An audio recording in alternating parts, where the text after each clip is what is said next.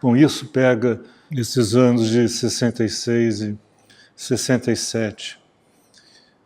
Eu acho que isso é muito importante no sentido que era um momento em que a minha geração começava a retomar a prática política, né?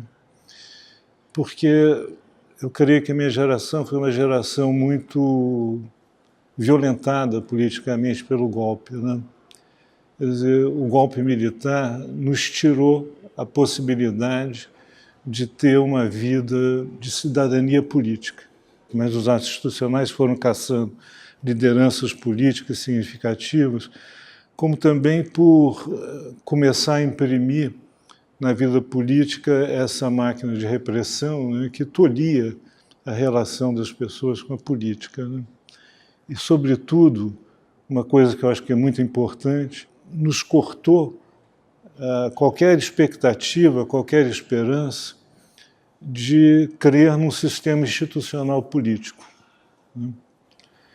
Eu acho que isso aí foi muito marcante para nós, eu diria mesmo muito traumático. Quando eu estou na faculdade, se retoma a política, já que a geração que tinha feito política estudantil antes do golpe estava exilada, estava fugida, etc. Então, esses anos entre 65 e 66 são anos de reaglutinação, de retomada, de refazer o movimento estudantil. Ali era uma oportunidade qualquer de você exercer a sua cidadania política, né? Mesmo que fosse nos marcos, nos limites da universidade, né? Mas, enfim, aquilo era uma coisa mais ou menos inédita, pelo menos para a minha geração. A minha relação com política começou aí e, paralelamente, o meu trabalho de arte, na medida em que eu ia deixando de ser aluno do Iberê, né, e criando um repertório pessoal, etc., ele normalmente se engajou também num trabalho que procurava unir arte com política, né? Era um trabalho onde essa questão política era visto muito por um ângulo assim mais da alienação, né? Da alienação pessoal, alienação social, né? Massificação, né? Que demarca um pouco esses meus trabalhos dos anos 60.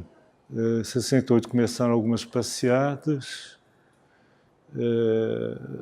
ainda no bojo dessa dinâmica, desse movimento, e posteriormente teve aquele incidente do Edson Luiz, né, da morte, já no âmbito de uma série de mobilizações grandes do movimento estudantil e de um grupo que tinha de estudantes, digamos assim, de baixa renda, que se reunia num restaurante chamado Calabouço, que tinha perto do Museu de Arte Moderna. E esse grupo, enfim, numa dessas mobilizações deles, teve esse incidente que mataram esse estudante, né? E isso reergueu muito essa dinâmica do movimento estudantil. Eu estava junto disso e, à medida que essa coisa foi se acirrando, em 68, essa relação entre arte e militância política, para mim, foi se tornando cada vez mais tensa também. Quer dizer, isso compreendia não só essa militância específica no movimento estudantil, mas a gente já começava a ter uma abrangência maior, né, sobretudo de panfletagens, pichações pela cidade, aí diretamente já contra a ditadura mesmo.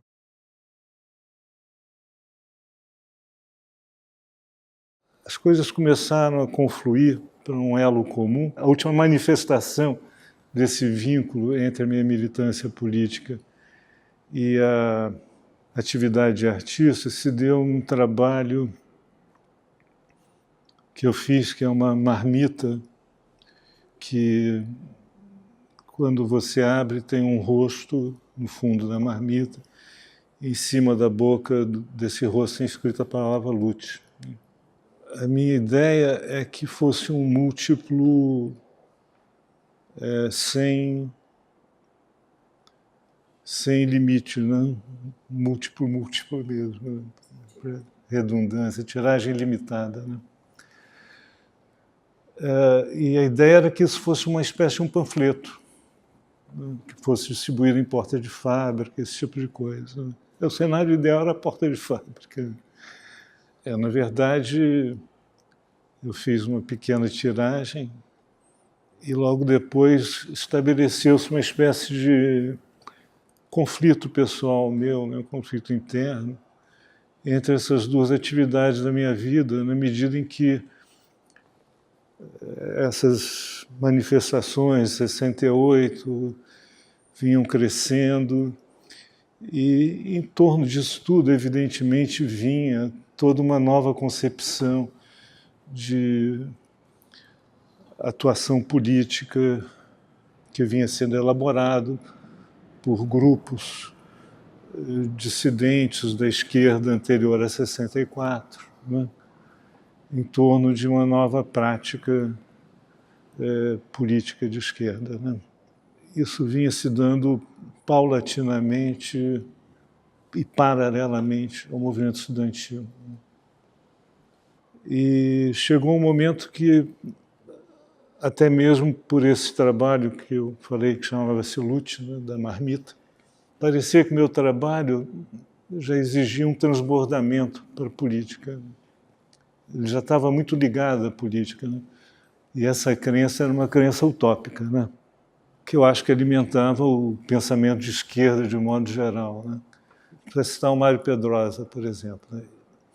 É possível que o Mário, eu não sei ao certo, já tivesse nessa altura cerca de 60, 70 anos, já está nessa faixa. Era candidato a deputado, né? E depois, pouco tempo depois, uns 2 anos depois, mais ou menos, ele é obrigado a sair do país por perseguição. A utopia não era um privilégio da juventude, né? Mas sim de uma visão política. Né? Mas quando você é jovem, eu acho que essa crença de uma utopia é mais mobilizadora ainda, né? Mais se potencializa com mais vigor. Né? Então, respondendo a sua pergunta mais ou menos, eu acho que havia uma grande expectativa e esperança nessa mobilização política.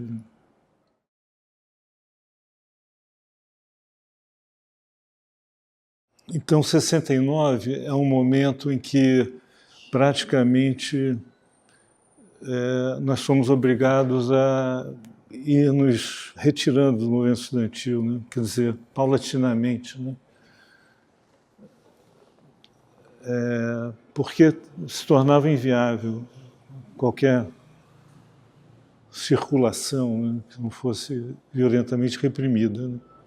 À medida que eu vou sair do movimento estudantil, a minha atividade política, no sentido mais amplo, vai se ampliando, assim como também do grupo ao qual eu me aproximo, tá entendendo?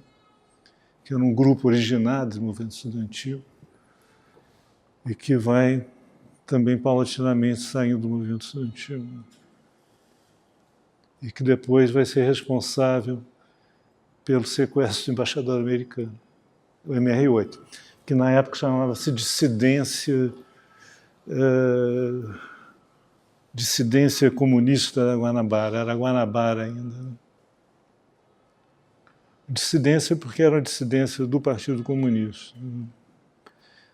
Tinha nascido com o nome de dissidência estudantil, passou a ser dissidência comunista, depois passou mais tarde a MR8.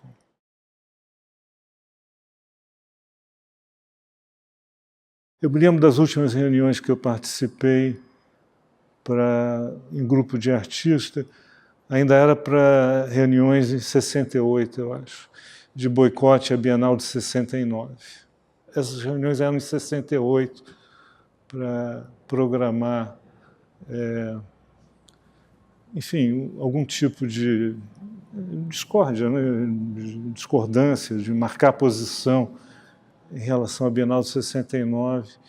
E eu acho que aí já foi, inclusive, um boicote internacional, se não me engano, aquele grupo aqui do Rio, de Nova Objetividade, era a base disso. Quer dizer, era digamos, as pessoas mais vinculadas a essa proposta do boicote. Eu me lembro do Gershwin, me lembro da Lígia Clark, me lembro, enfim, esse grupo que estava ali em Nova Objetividade, que muita gente já tinha viajado também, né? Antônio Dias tinha viajado, Roberto Magalhães tinha viajado, o Hélio acho que estava fora nessa época, não sei se ele estava no Whitechapel, não tinha saído ainda para os Estados Unidos, mas acho que ele estava fora. Mas a base dessa articulação política contra a Bienal era esse grupo da Nova Objetividade, artistas que tinham participado da Nova Objetividade.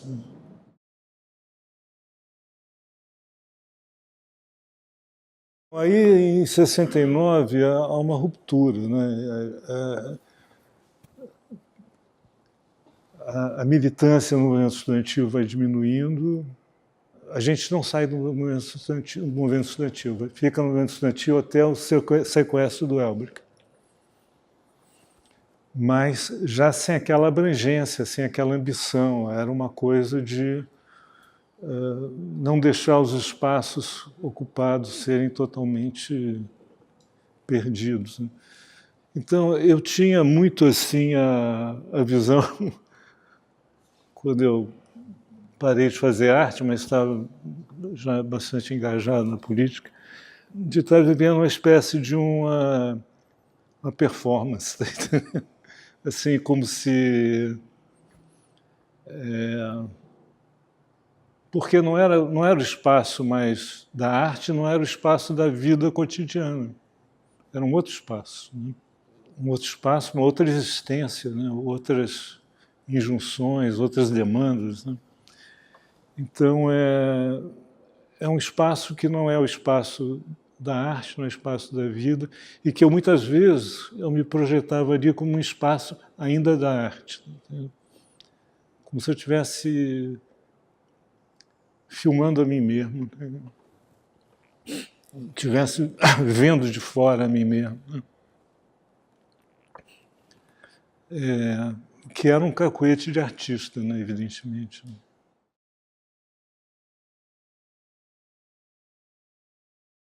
A minha prisão se dá em março de 70.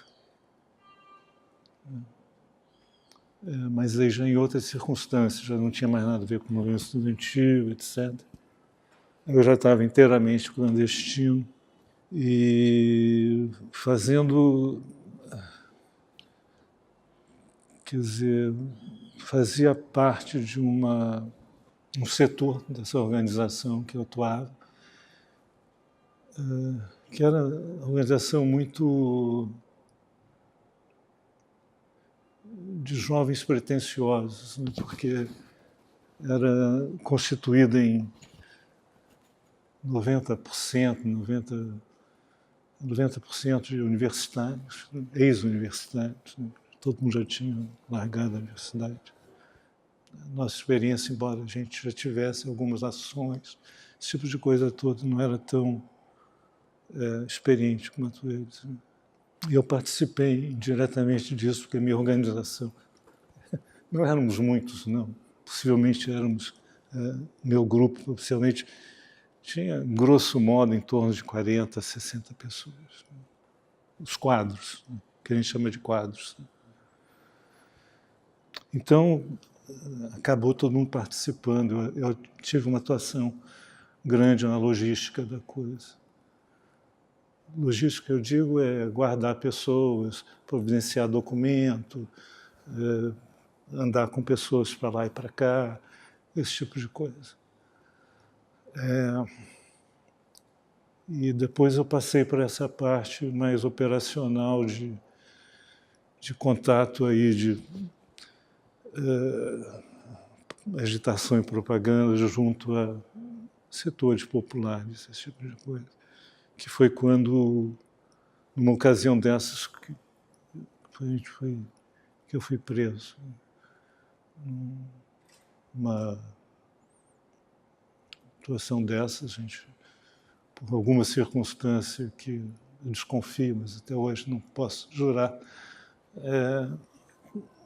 a polícia chegou junto, repressão, e aí, enfim, uma série de incidentes, eu fui ferido e preso. E aí fiquei em quartéis do Exército durante 2 anos e meio. 2 anos e 4 meses, para ser bem exato. Eu fui gravemente ferido. Né? Passei uma semana entre a vida e a morte, por exemplo. E eu estava, inclusive, no hospital. Fui levado, né, quando fui ferido. Ainda era uma época que a gente era ferido e levado para hospitais, que depois nem isso. Mas nessa época, início dos anos 70, eu fui levado para o hospital público aqui no Rio, onde eu fui muito bem cuidado pelos médicos, me operaram, essa coisa toda. Mas com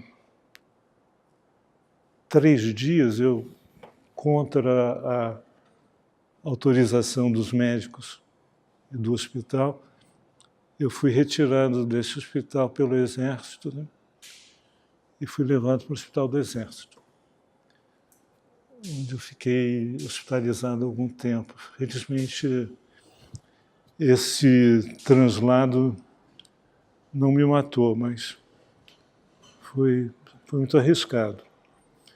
E o que eu guardo desse translado é que eu estava numa maca totalmente enfaixado, com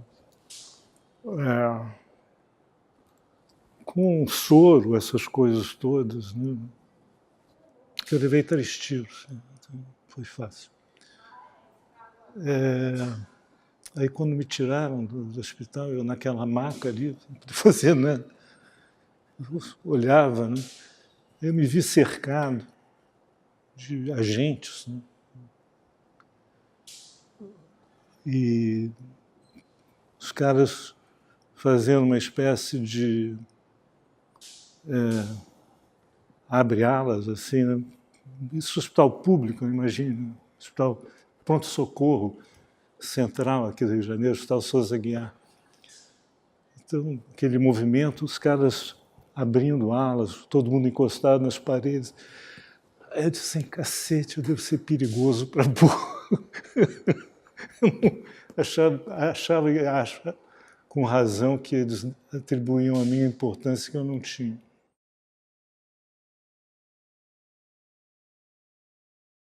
Mas aí fui para o hospital militar.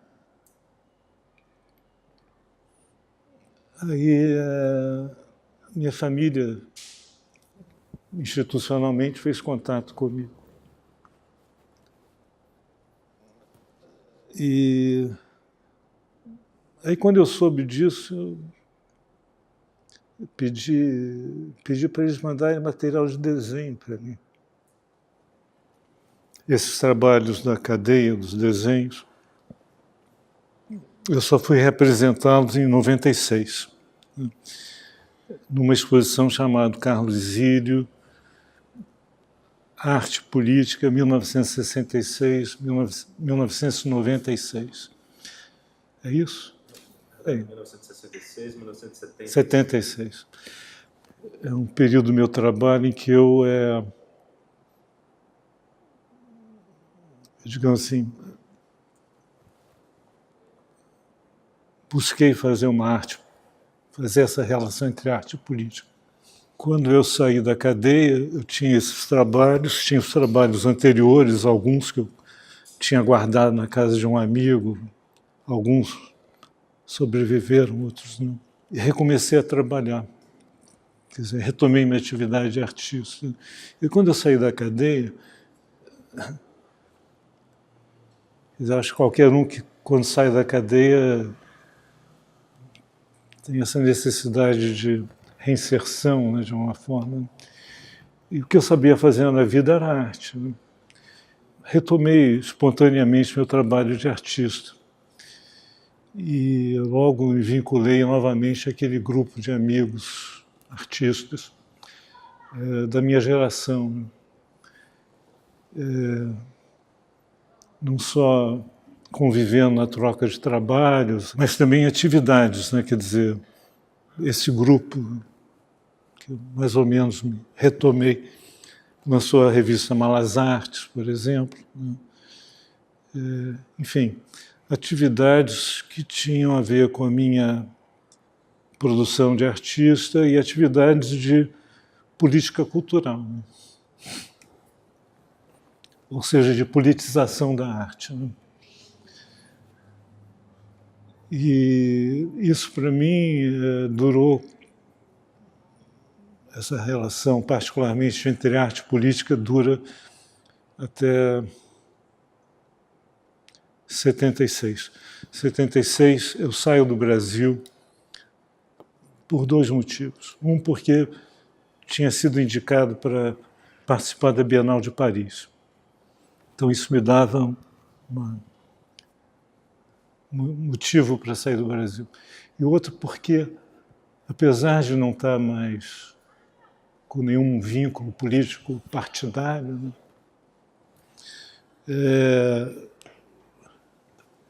não impedia que a minha vida fosse uma vida muito tensa no Brasil. Não só como para qualquer brasileiro mais ou menos vinculado à política era tenso, mas também eu era assim, ostensivamente seguido, coisas do gênero. Então eu vou para Paris e em Paris meu trabalho passa por uma rearticulação, onde esse problema da política vai deixando de ser tão, digamos assim, presente, né? Então, esse meu trabalho da cadeia, ele vai ser exposto somente em 1996, quando a Wanda Clabin, minha amiga, né, me dá essa ideia: por que você não faz essa exposição dos teus trabalhos políticos, né? No primeiro momento, eu recusei, assim, porque, sobretudo, esses trabalhos da cadeia, eu tinha um imenso pudor com eles, né? Era uma coisa assim muito de foro íntimo, né? Coisa assim, quase que um diário íntimo meu, né? No primeiro momento eu tive dificuldade, mas graças à perseverança dela, o convencimento dela, eu acabei embarcando no projeto. Então fiz essa exposição que teve aqui no MAN do Rio, no MAN de São Paulo e no MAN da Bahia. E foi a primeira vez que esses trabalhos foram expostos, né? Eu, inclusive, dediquei a exposição a um rapaz chamado José Roberto Spigner, que foi meu primeiro amigo morto em atuação pela repressão. E até faço um parênteses aqui, que durante muitos anos eu achei que ele tinha se suicidado quando se viu diante de uma situação de cerco inevitável, né? Ele já tinha escapado de um cerco, tinha conseguido escapar, tinha sido cercado a segunda vez. Eu achava que ele tinha se suicidado, era por alguma razão que ficou estabelecido entre nós. Mas recentemente, há alguns poucos anos, a Comissão da Verdade conseguiu levantar as circunstâncias da morte dele. Ele foi morto em tortura, o que me deixou mais abatido ainda, que em 96 eu não sabia disso. Mas eu dediquei essa exposição a ele. E, bom, teve essa exposição e foi muito curioso, porque tem coisas assim que a história é realmente uma caixinha de surpresas, né? Porque, de repente, a exposição foi visitada pelo presidente da República. Entendeu? No caso, era o Fernando Henrique, que veio ao Rio para uma cerimônia que seria numa cerimônia. E ele antes, então, fez lá o percurso do MAN, onde a minha exposição ocupava quase o MAN inteiro. É muito surpreendente nessas relações históricas que acontecem fora de qualquer previsão, né? Quer dizer, ontem você está lá na cadeia fazendo, não sei o que lá, cercado por guarda por todos os lados, e alguns anos depois você está com o presidente da República visitando a exposição. Pode ser que daqui a 20 anos elas sejam queimadas, né? Espero que não. Mas a história tem essas